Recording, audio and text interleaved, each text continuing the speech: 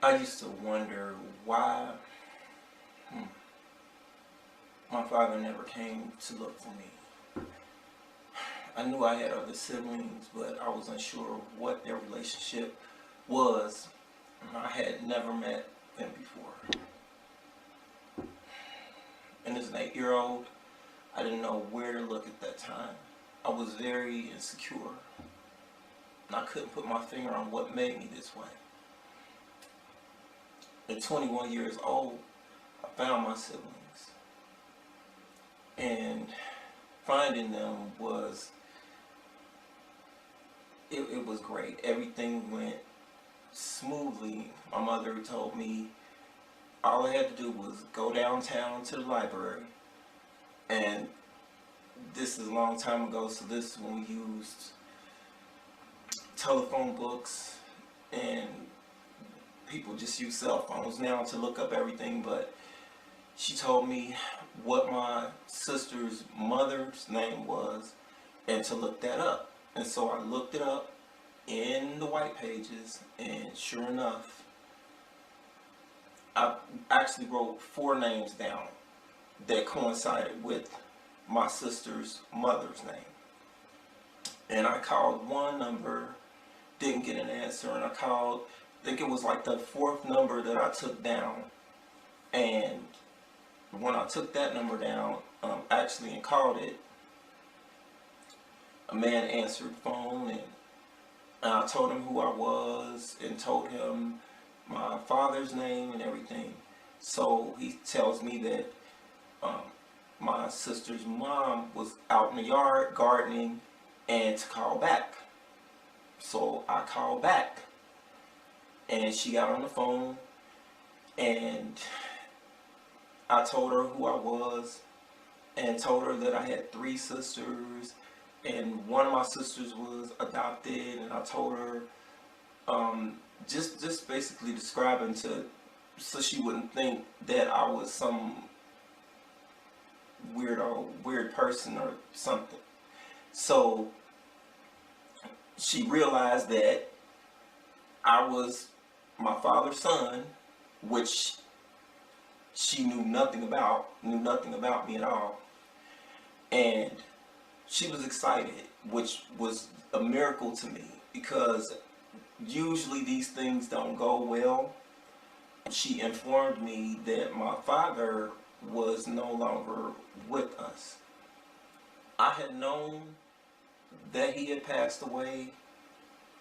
I had a feeling that he had passed away, and I grieved like nobody's business when I knew that he was gone.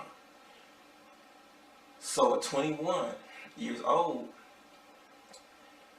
I found my siblings, and they told me that they had a relationship with him when he was alive, but it was sometimes rocky, which I had heard that my father can be quite a trip. So I ended up being invited out to see my siblings, to meet them, which was great. So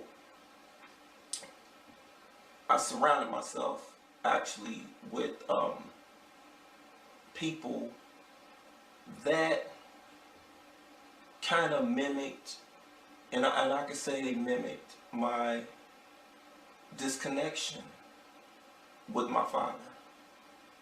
That longing that you have to have a father figure in your life and to be accepted, you kind of follow the trajectory of someone who's not attainable, someone who is not connected to you. And that's what happened to me.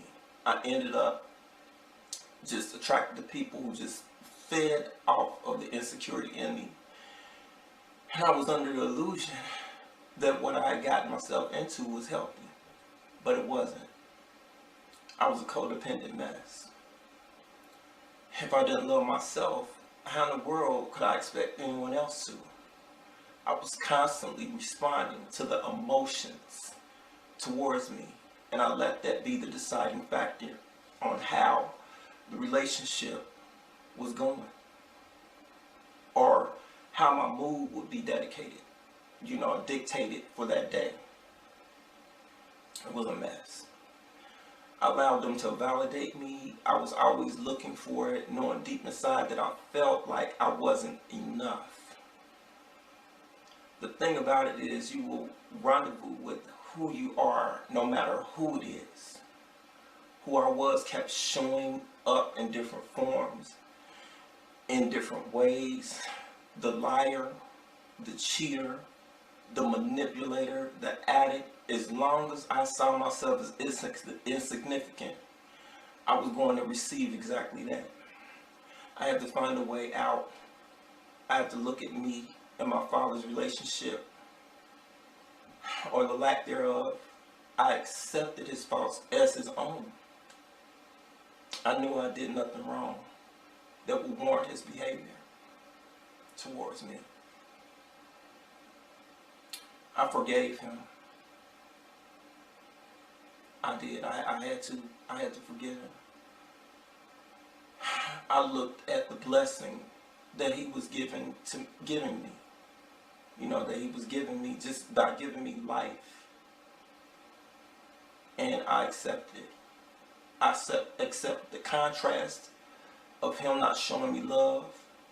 I knew that as a person, I could love me better than anyone outside of me could. It wasn't easy to get to this point. I had to look at my faults as well as look at all of my achievements, just getting to this point of acceptance. And I began to love and appreciate the little things. I did. The breath flowing in and out of my body, the warmth of the sun on my skin, the sky, whether it was cloudy or blue, the moon at night, the wind as it gently blew across my skin. I like to think of it as God blowing me a kiss that no one would understand or feel but me.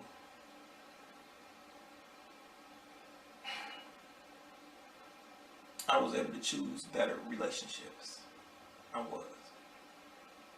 I realized that how someone reacted to me had nothing to do with me, and that it was the person's problem. I was not responsible for someone else's happiness, and no one was responsible for mine. My cousin gave me this magnet to put on my refrigerator. And it said, "Don't put the key to your happiness in someone else's pocket." I don't do that anymore. I love me, and I want you to love you.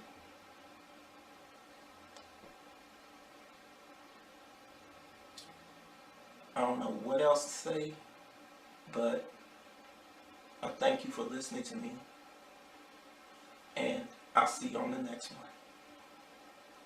Peace.